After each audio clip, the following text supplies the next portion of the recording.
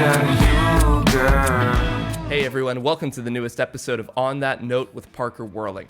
Today's guest is a three-piece band who's been killing it for over 15 years. They've even opened for Blink-182. They have a studio in Van Nuys, California, where they write, record, and produce all their own music as well as other artists. I'm gonna plug myself for a second because they mixed and co-produced my new song, Silver Words, which will be out September 25th, so mark your calendars. Silver Words, new single, September 25th. Anyway, let's move on to the guest, my dudes, the New Beat Fund. Yeah, let's use that as the starting note. How are you guys doing? Doing pretty good, man. Good, How man. are you?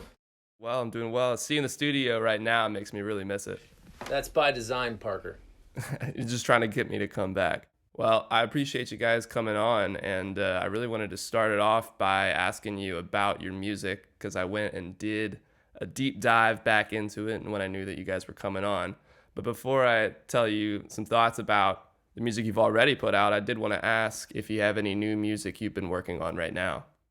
As you can see, we're at our studio, so we got tons of stuff we're working on.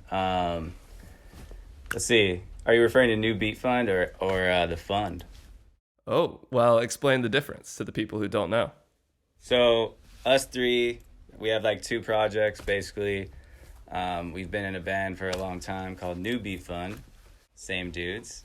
And then we have a production project, which is where we make all this, where we work with a lot of cool artists like yourself, Parker. And that is basically like solely on the producer, songwriting, mixing end. So sort of like the Neptunes kind of, NERD Neptunes kind of thing. Gotcha. And how's that been going? How do you pick the artists that you work with? Weirdly, they kind of pick us.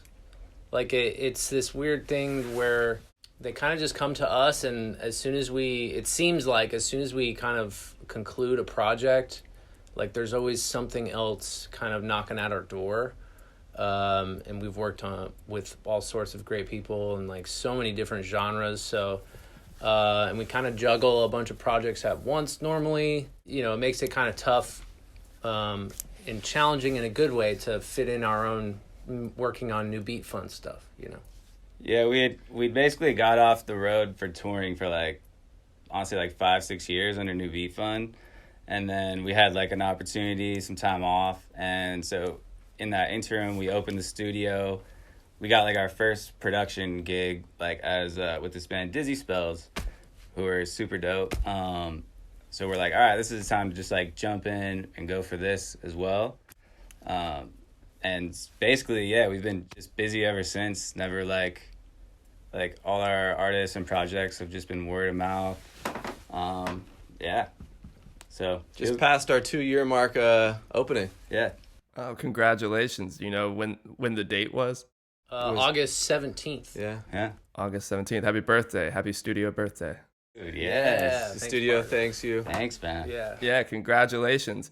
I think it's so cool what you guys do, and one of the reasons why I wanted to have you on was because you and your studio have provided me with such a wealth of knowledge, and I didn't know what you guys really did. Like when I first hit you up for mixing Always Always, when I brought it to you, I knew we were going to mix it, but things just changed and it ended up becoming so much of a better song.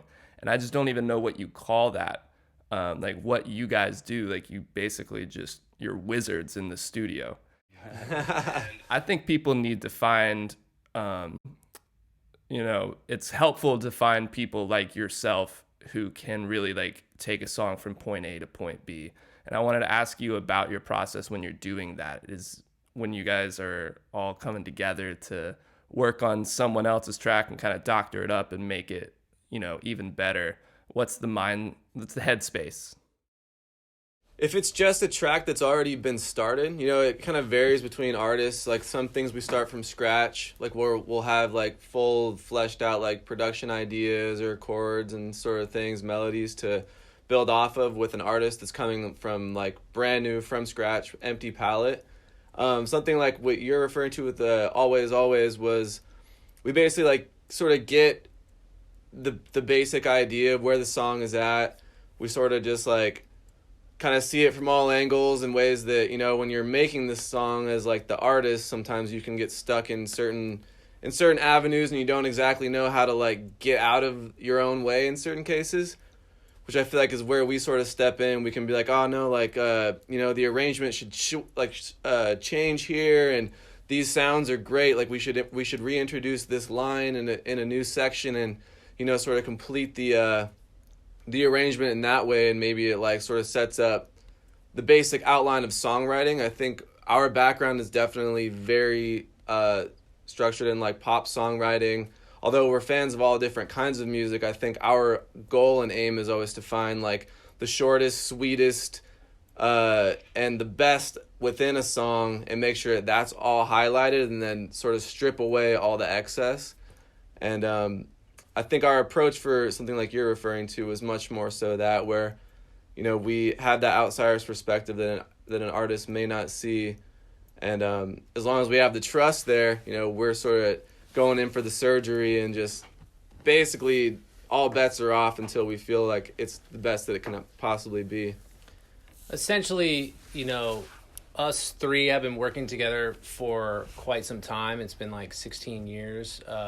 We were like in high school bands together and stuff, and like have kind of had this like amazing experience through the music industry with like, you know, lots of bands, tons and tons of shows, touring, multiple labels, working with songwriters, producers.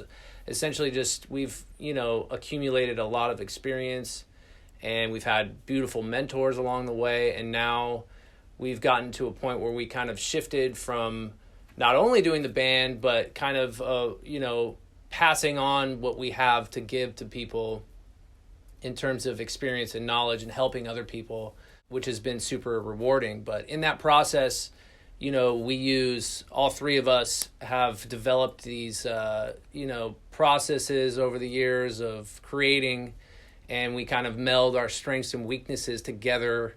We've been working together so long that it's super easy for us. So when we have, you know, another artist come in, you know, we kind of like ring them through our process a bit. And that could range from, you know, just mastering to all the way down to literally creating from ground zero, writing, producing, recording, mixing, playing on everything, mastering, you know, a full record, and kind of like helping an artist shape their sound and like how they are, you know, kind of coming into being an artist, you know, and it kind of just ranges. And there's so much you guys just said that I want to touch on. There's so many little gems in there. One of them being what you said earlier, Shelby, about trust. When you are working with other artists, these songs or these albums or what have you are their babies. And I'm sure there's a lot of mixed feelings at first, maybe when you bring your song to someone, or when someone brings it to you and you're like, okay, like I want to do some things to this track, but it's going to require me like changing up what you've already worked on. And a lot of people can get nervous about that, you know, for a good reason too. But you guys have such a good energy. For me, the trust was there immediately. And there's something about that's so good about surrendering that, that trust over to somebody so that they can really work their magic on your song. I mean, I think because we come from artists ourselves, you know, like being in bands, doing it, working with other writers, producers, we know what we like and what we don't like as artists. So we sort of have like that dual perspective of being like, oh yeah, like I fucking used to hate it when songwriters or producers would come in and be like, clear the space is like how I want it, you know? And you know, we like to work with artists typically who have their own vision about their music and their image and all this. So we're sort of there as like cheerleaders and support almost, like just to pull the best out of the artist versus like pushing them aside and getting them to do, you know, obviously we like to push an artist because you do want to open up, and like how we work together, you were like, all right, you know, like, but you were also willing to open up. And I feel like that's just like the key to great collaboration, is just like both sides being able to like, yo, let's work together and see what we can come up with that you alone wouldn't think of. and like us alone wouldn't also create, you know. It's a fun process to work that way, like just bouncing ideas and like feeding energy and like just letting it flow and not being so like, you know, tied down or too judgmental on what you're doing until, you know, like eventually you come out and you got a finished song or what could be like just something really cool. Easier to peel back some stuff that you went too crazy with than to like struggle to like, you know, get something that's just not going to happen. So Yeah, it can be fun to kind of be like deconstructionist with it, like have the mold of the track. Like that's how I felt when I brought Silver Words to you guys recently. And I had kind of like the basic mold of the track, and then we just gradually started moving pieces here, taking things out, maybe adding a couple things here. And suddenly it's this whole different work, and it's beautiful. So I also wanted to ask you guys about the fact that you guys have been in this for over 15 years. It's a long time. What have you learned that were some hard lessons or some advice you would give to other independent DIY musicians that you're like, hey, don't worry about this or watch out for that? A lot of lessons. a lot of lessons. Big list. I would say, like as a just like a basis of any artist starting today, just don't be so hard on yourself from the beginning. Like understand that it is a craft and it does take time. And you know, some people are fortunate and they'll write one song and it becomes, you know, something. But in most cases, that's not really what happens. So, but also understand that all the tools are there, and you know, you have the ability to learn and create. And even to this day, I still think we're all just students. You know, I every day am trying to learn something new about an instrument or recording, production, all those things. And the tools are there. Everything that you need is there. So don't let all the things that you think you need a label or you think you need all these like outside sources. I think it really just comes from within, finding the ability to do it and just kind of going with it. Shelby, Jeff? I guess this transcends music directly, but it does apply. But it's like everyone's focused on like the end point of like, oh, I need to be there, or I need this song to be this big, or I need to get that tour. You know, everyone's focused on the where they're supposed to end up, and it's really not as important as like the journey along the way, you know. And I know that sounds really vague and cliche to say, but I think if you're focusing on the present moments that you're in, and like learning and growing, and the beautiful people that you're around creating with, then those natural goals will just kind of start to happen.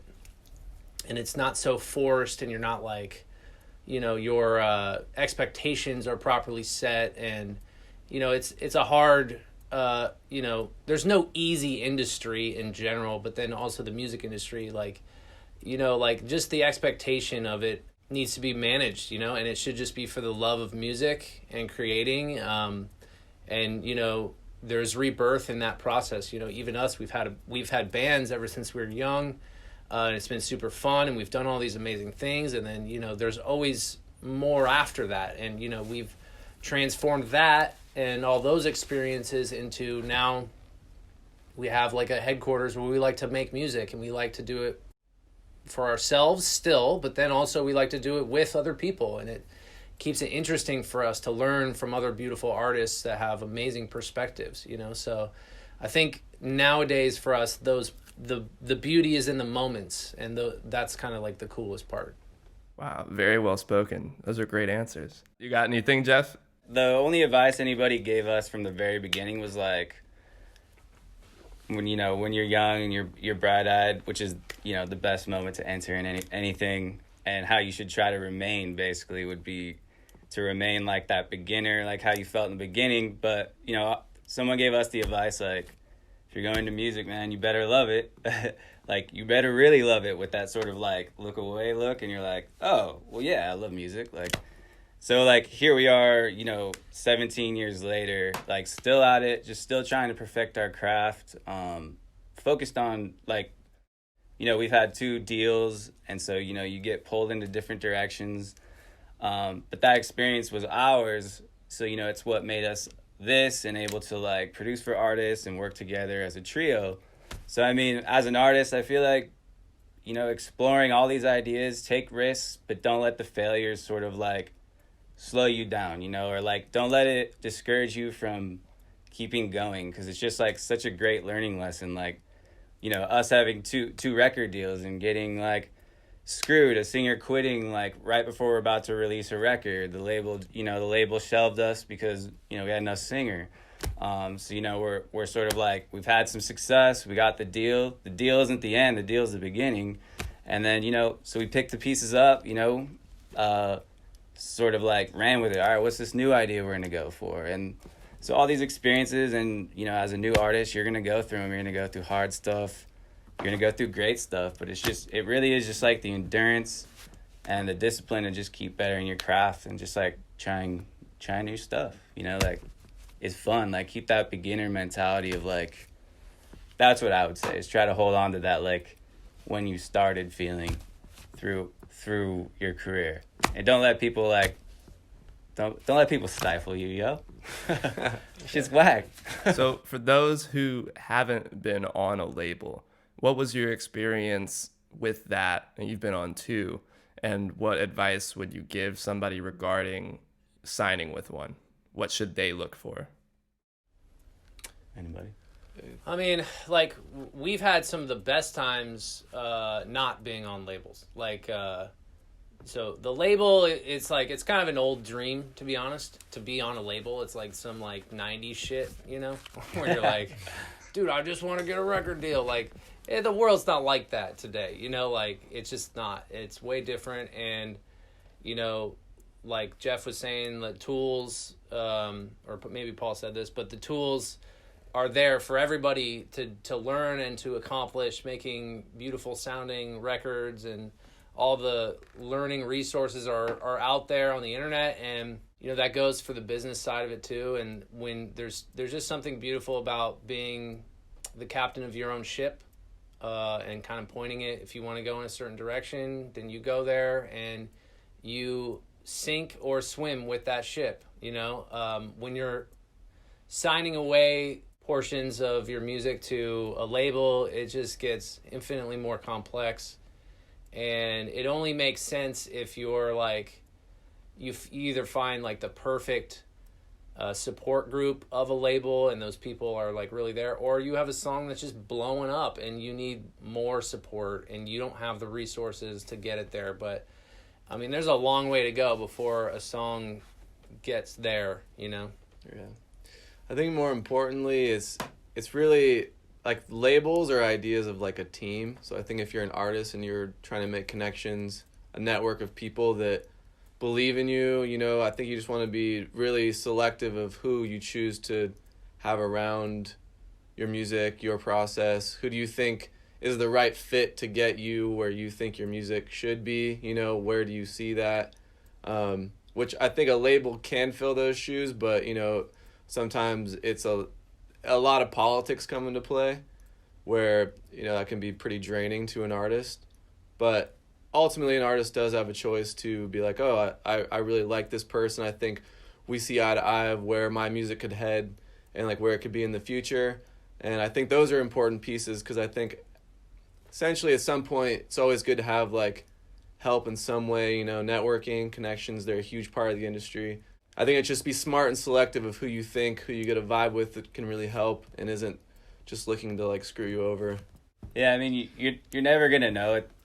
There's never like a perfect scenario of like, when you take those leaps. I would just say like, be mindful of who you're working with, and in the current state of things, artists don't need a label, so be very aware of what you're actually signing away, percentage-wise, of your songs, stuff that you're making and stuff that you're writing and recording. Like, just be mindful. If you like, you see numbers and you're like, oh, I'm giving 70% of this to, my label. You want their help, but at the end of the day, like, you realize that that's just not a very good business deal to stay afloat and to stay happy and making music, so be aware of those two things, I would say. I think a lot of people, myself included, at one point in my life thought that signing on to a record label meant like good, like you're gonna make it, you know.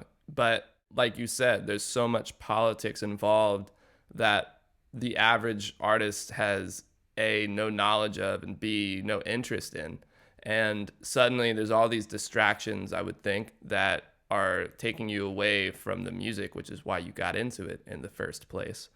And like you said, some people are going to screw you over. Like, not everyone's looking out for your best interests.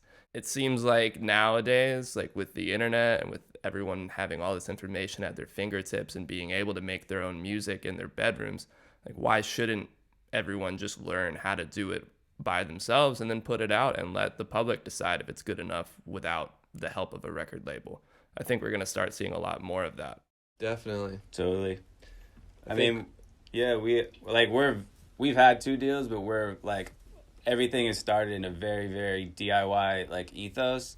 So like, you know, we've always handled our own artwork and made our own merch and done all these things, which is sort of like the cool part of discovering a band, right? It's like, oh, dude, I get this guy's vibe because he made it, or this girl's vibe, you know, like it's so pure in that moment. And then, you know, when you start bringing people on, it can quickly dilute like what you're trying to say, and you know, your whole vibe. So today you could take the DIY approach pretty damn far, you know. I would consider taking it as far as you can, and then if you hit places, you know, where you could use help or opinions, you know, try to be selective with the people you work with.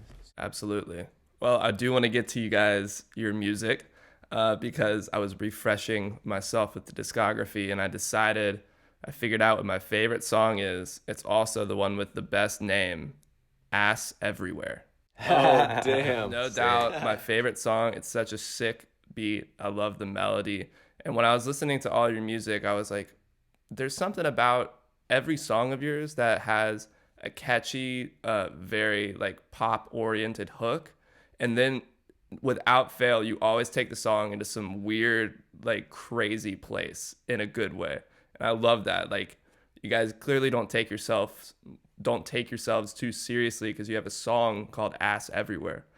And yet the music is so like, it's mature, like it's complex, it's dynamic. I love it. How do you guys blend those two ideas together?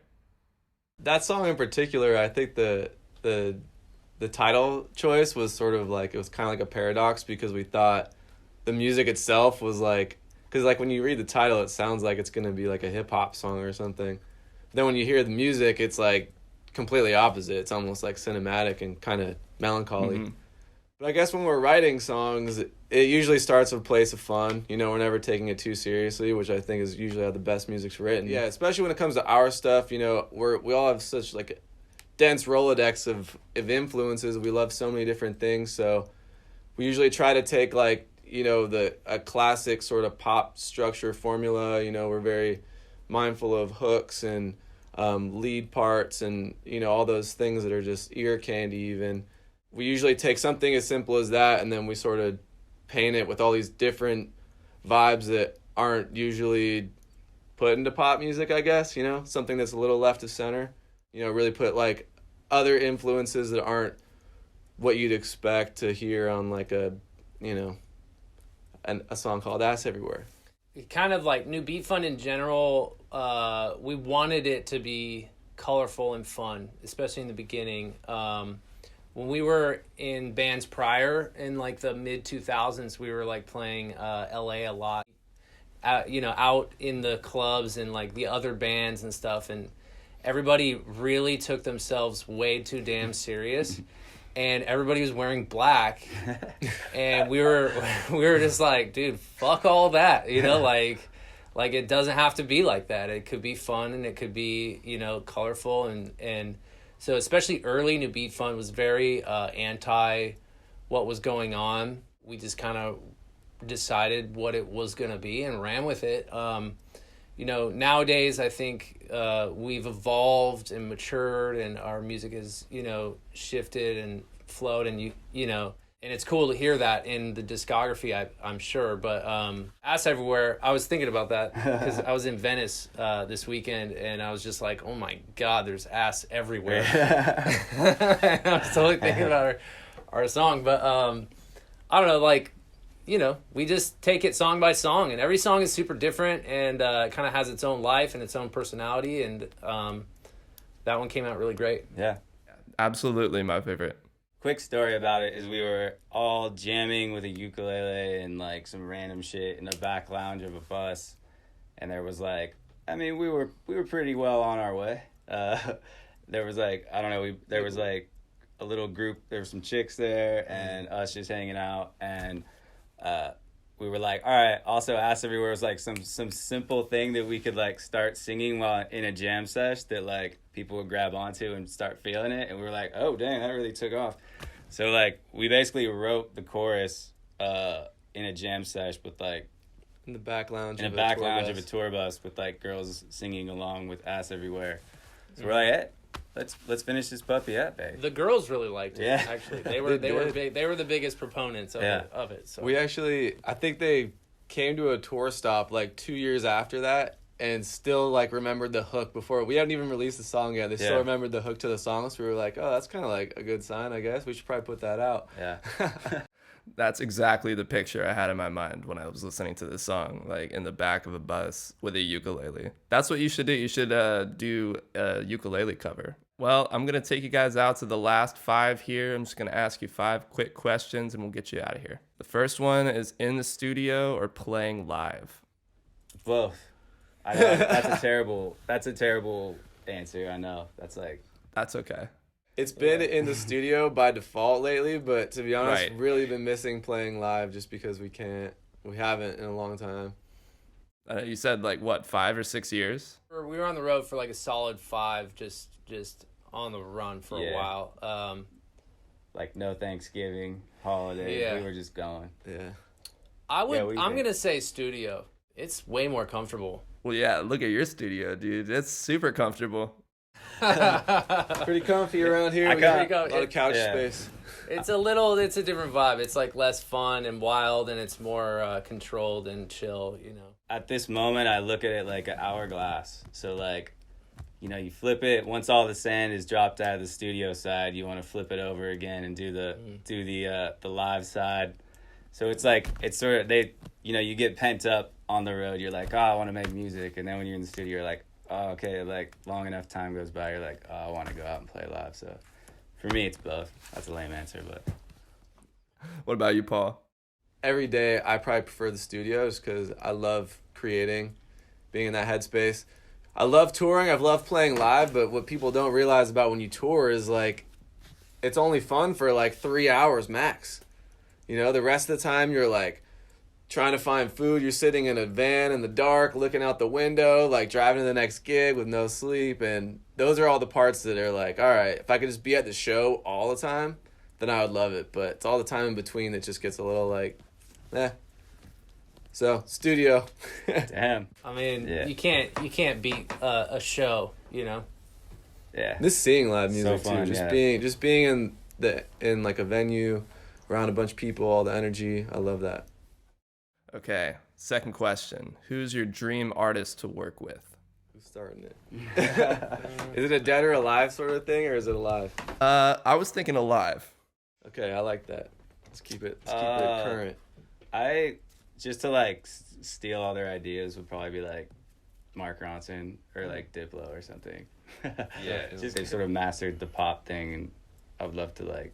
Yeah. work Are with they them. kind of artists, or are they more? I think producers works too. I've been switching them, producer or artist, but I was thinking of artists for you because you guys are producers, so you work with artists. So you could you could do either or. Somebody to work with like is your music as well. He's just trying to steal tricks. You guys Yeah, are. dude, this Yeah, I'm guy's trying to trying steal to tricks, steal bro. He's thinking of the good stuff. I mean, no, like I'm big fan. What about you guys? You could throw it off, throw an artist out there. thinking. I think for me, just all the artists that we work with already, like to work with somebody big is like, that would be cool, but also I think the idea of creating something that gets big with somebody that's finding their way, or like, you know, like that would be more beautiful to me. But I mean, working with bigger artists is great too, because they just have really great perspectives, and like just to witness their power, you know. I think all of them. Like, Yeah. I don't know, like, that's a hard one. Dream collabs are so tough because like there are so many artists currently that I love that I would love to work with, but it's like dream just sounds like such a big word where it's like, okay, like a collaboration with like it's like super far fetched, I guess would be. Actually, I don't even think it's far fetched. Could probably make it happen, but someone like I'd love to do with something with like Brandon Boyd. I think he'd be really fun from Incubus, Gwen Stefani. And then maybe, like, obviously, like, do a beat with, like, Snoop or something. Yeah, of course. Why not? Classics. We've talked about wanting to work with 311 too. We think 311. that'd be pretty dope. I could see that for sure. Your music has kind of a 311 vibe to it. Yeah. Like, produce a song for, like, a new AFI record. Maybe that'd be cool. Oh, you're wearing their shirt right now. I know. Yep. I think that'd be something fun. Yeah, there's so many, like, younger, up-and-coming artists that would love to work with, and I'm sure we will very soon. Right on. Those are some pretty great answers. Okay, third question. What's your favorite decade of music? I'd probably say that the '60s, because a lot of like music in general through pop has been like stemmed off sort of that garage pop, Brit pop, like melodic sensibility. So I would say that for me.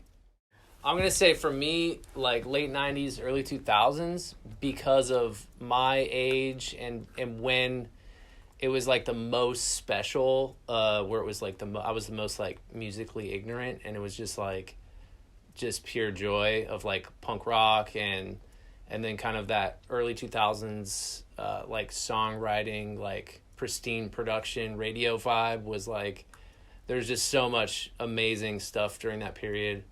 But as you know, you get more into music, you go, the 90s is fantastic, the 60s, 70s for like, you know, we're guitar players, and like, you know, just that stuff you can't even go wrong.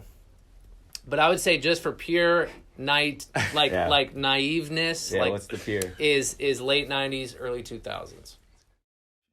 Pure naiveness. That's funny. Or naivety or whatever whatever it's called.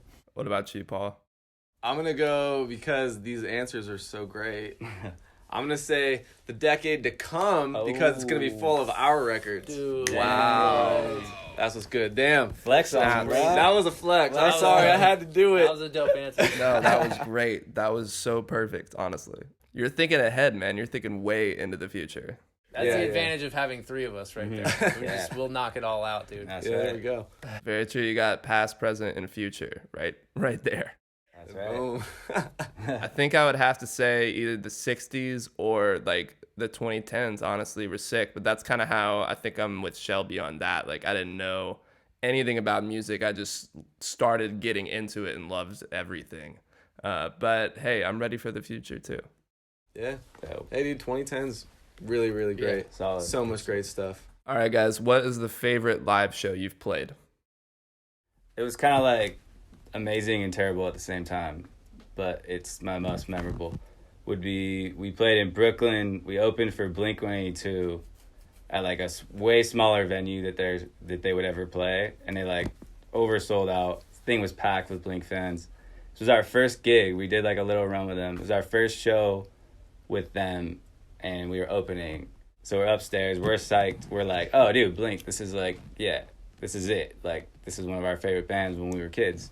But we walk down, we get on stage, and the crowd just starts straight booing us. Oh, no. So we're basically like, our dream crushed. But at that moment, we had to just, grab our balls and be like, all right, we got to make this happen. So they started fighting through it, and Blink fans are so diehard, and they're kind of like punks. So if you like throw it back, you can like gain their respect. It's like some punk like sort of like chain of command. So by the end of the show, we had a lot of people stoked, but it was definitely one of those like holy shit moments, for at least for me. You won them over, though. That's awesome. Yeah, we ended up, at least some of them. Yeah.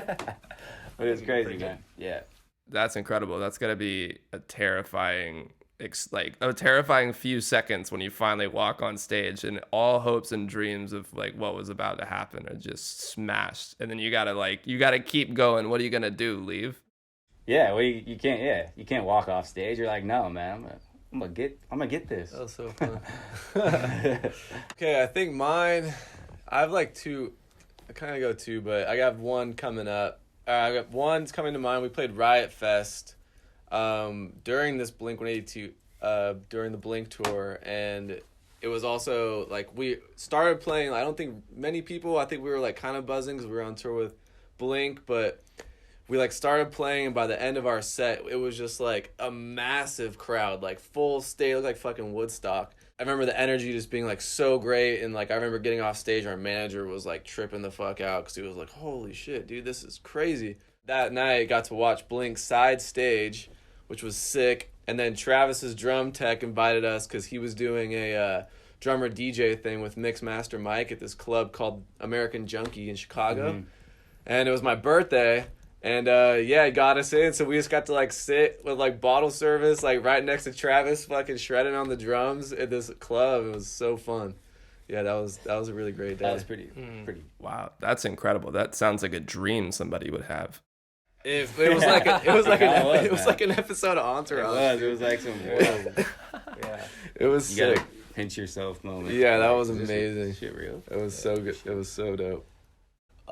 We played a Formula One event in Austria, and we played a show with Nina of Germany, like 99 Red Balloons, Nina. Whoa. So we had like a week-long trip in Austria, and we played like a half hour,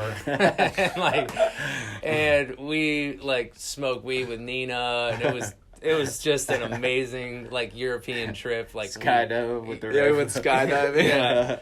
Just that whole trip was like, you know, that's probably a big standout for sure. But there's so many amazing shows that we've done, little ones that are like super special, and big ones and like cool bands, and I don't know. It's been a wild ride. Yeah, it's been a lot. All right, last question here. Who to you is the most underrated artist right now? I mean, there's probably so many underrated artists. There's probably like majority of artists are probably underrated. Yeah. Like I discovered this girl called Spill Tab recently. I think she's really new. So yeah, she's currently underrated. Spill. How do you say that? Spill Tab? Spill Tab. Huh, interesting. She's got like really cool songwriting, and then like kind of has like these really cool production quirks that sort of like throw you off. It's cool. I'll check it out. This is random as shit, but I kind of think Miley Cyrus is like a badass. I just saw an interview with her, and I think she did like a Joe Rogan thing. Dude, she's bad, dude. She's the real deal. Like came up through pop. Obviously, I think she is highly rated, but like I think her badassness is underrated. 'Cause she's tough, man. She's a tough chick. Yeah, it's crazy to think what kind of life you lead if you were born into being already famous, kind of, and then becoming way more famous than even your dad or anyone in your family, and having to deal with that as like a 13-year-old. Yeah. Dude, that's some crazy stuff. And she's like, all right, you know, she like came out of it, and she's kind of a badass. Like she'd probably kick my ass straight up. Shout out to Miley Cyrus. Yeah. Yeah, Miley's good. Who else? What do you guys got anything? I'm like trying to think it. I'm like, Yeah, let's take two more and then we'll get you guys out of here. I think, Alright. okay, the Flaming Lips is a good example of a band that's been kind of like on this cred tip their whole career, and they've like become big in their later years, but they're just like so original, like one of a kind type artists, and they've like in their later career they've gotten the recognition they deserve, but still they make great stuff. I don't know. Flaming Lips have been a band I've like tried to get into, and so far I like whatever the one really big song is, but it's been hard for me to like sit down and really jam out. Yeah, they got the hits, the big songs, but they just keep making stuff. Yeah. And they always will, you know. And that, like, to me, those are the best kind of artists, because they're not making stuff for other people. They're making stuff for them. And, you know, there's eras you like of it and eras you don't, but it doesn't matter, you know? Yeah, they've been around for a long time. Long time. Paul, bring us home. I'm What's thinking up, Paul? so hard, man. You're overthinking it. No, because I was thinking about this the other day. I was actually thinking that Rancid was a really underrated band, but they're not really current. But I was just like in the scope of like punk and all this stuff. Yeah, I thought Rancid or AFI, also new Beat Fund. What? Yeah.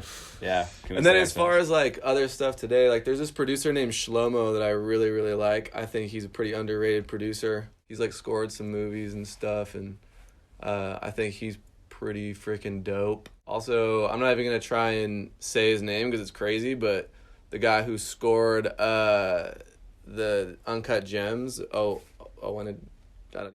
think it's 1-0 Point Never. I think that dude's like a freaking genius. Also, yeah, no, I'm just gonna leave it off as that. That's it. Nice. Those are some great gems right there. Awesome. Well, New Beat Fund, Shelby, Jeff, Paul, thank you guys for coming on. This has been such a pleasure having you. Being able to work with you has been amazing, and being able to talk with you on this podcast has been like a dream of mine since when I first started it, because conversations with you in your studio while we were mixing and recording is basically like what inspired this, because you guys just gave me so much wealth of knowledge that I want other people to learn. So I appreciate you coming on and sharing that with us today. Dude, yeah, cool. Thank you, man. Yeah, thanks for having us. Yeah, thank you, Parker, for having us, man. This is cool. Of course, anytime, guys. And I'm looking forward to Chillanthropy Volume 3. Don't know when it's coming out. I know eventually. I'm ready to. It'll make its way. Dude, it'll slip out there. It's crawling out of the cave slowly. Out, yeah. I'm excited. All right, guys, I'll let you go, and thanks again for coming on. All right, thanks, see you, Parker. See you, Parker. Ass everywhere. Put your hands in the air. If you can't get by with shorty on your mind, you best just let it go. Ass everywhere.